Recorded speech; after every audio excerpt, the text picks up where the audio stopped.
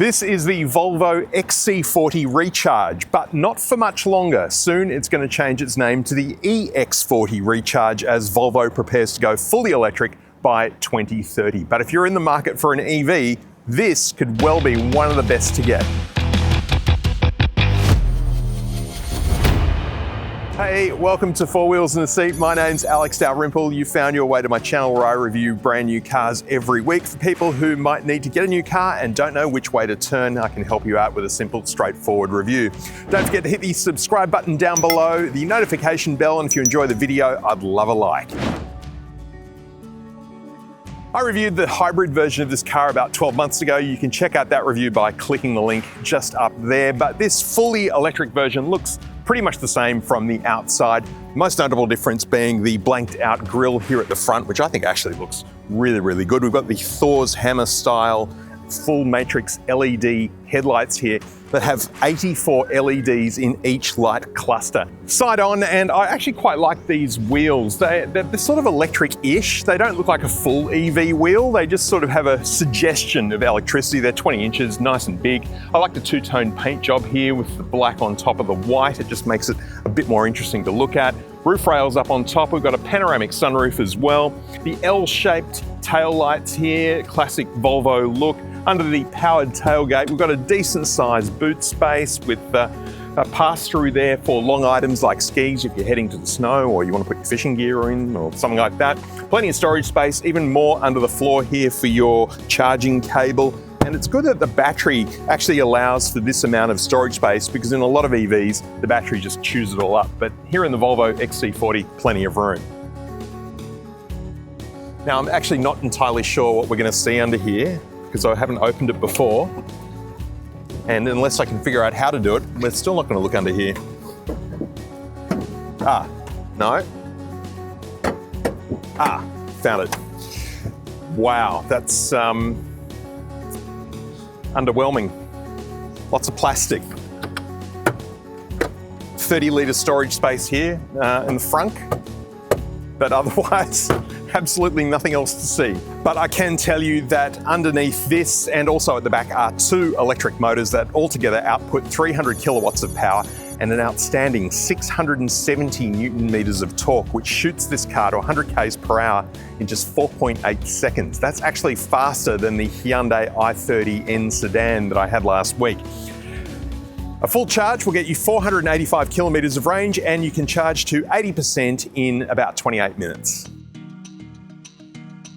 The interior of this electric XC40, pretty much the same as the hybrid version. So we've got this Fusion Microtech material here on the seats, which is kind of leather-like, but not really quite the same, but it still feels really nice. We've got soft touch up here on top of the dash and on the doors. I really like this LED lighting feature here that extends from the doors onto the center of the dash. When it's lit up at night, you can actually see that it's a topographical map of the area around Gothenburg in Sweden. So that's a really nice little touch. The carpets are also made from recycled materials as well.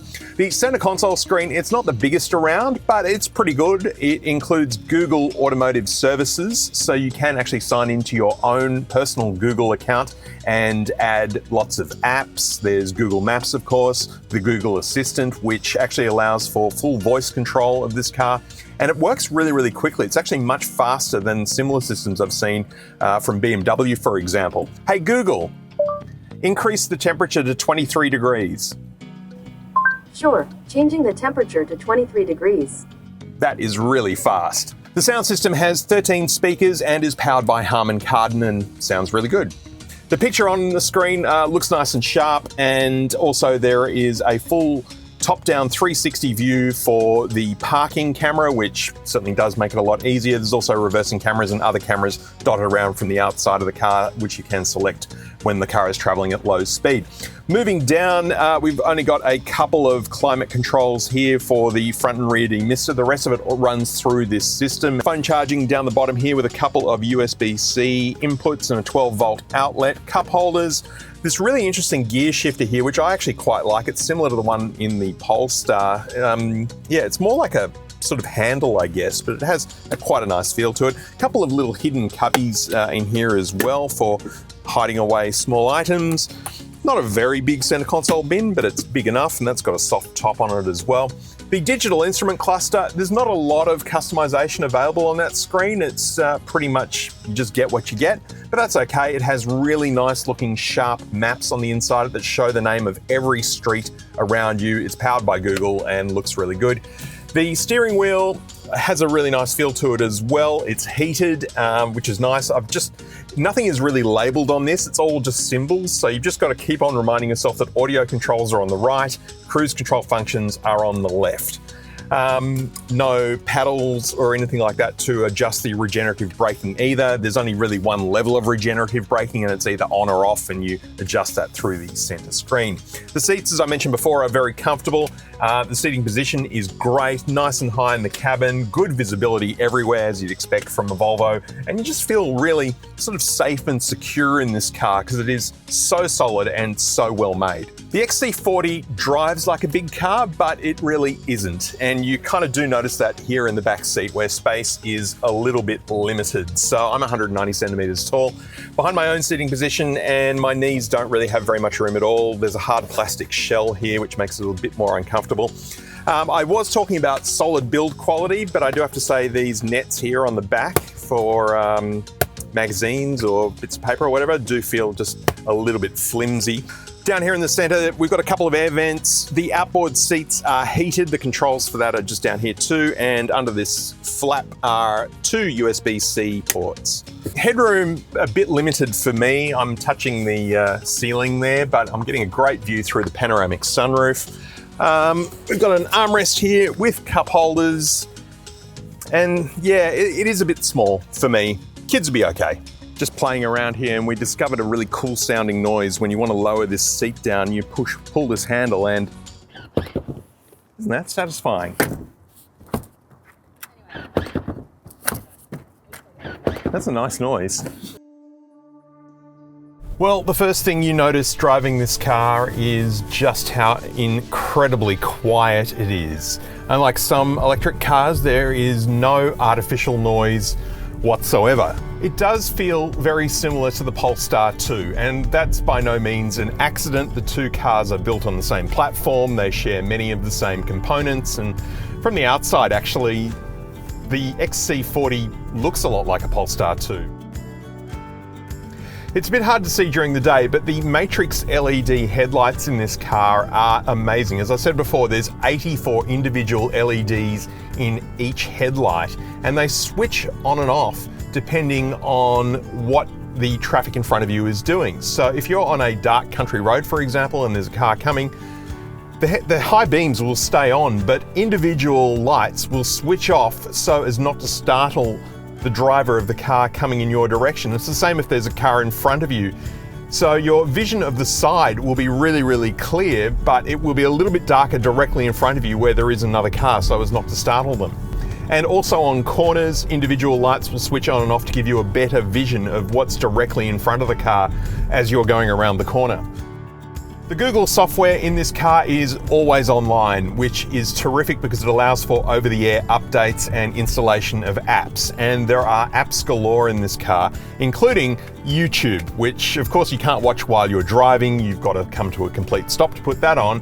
But there's a lot of interesting shows on YouTube you can watch while your car is charging. If you told me when I was a teenager, 30 years ago, that I would think that a Volvo is one of the best cars you could buy, I would think that you're crazy. The XC40 feels much bigger than it is. You kind of actually forget that you're driving quite a small SUV. And I don't know, you just have this sense of bigness driving this car. But then you look at it from the outside and you go, oh, no, that's actually a small SUV.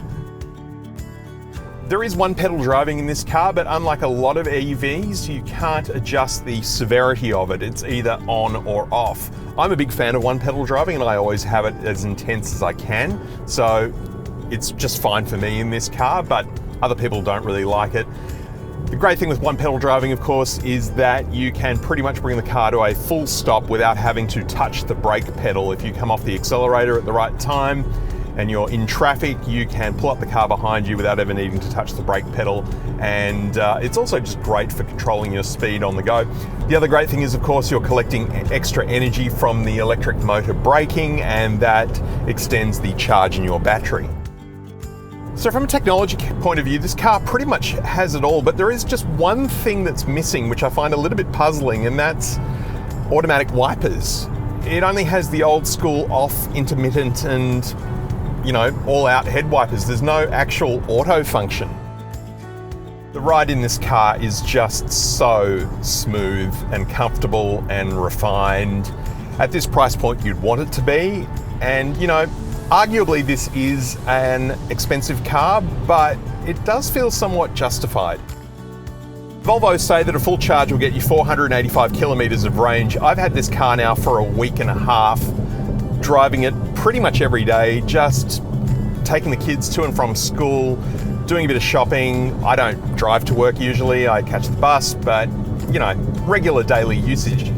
After nearly 10 days, I still have 36% left in the battery, 130 kilometers, and, you know, I could probably go another few days without needing to charge. There is this kind of perception that if you own an EV, you're gonna have to charge it every day, or, you know, it's gonna run out of battery.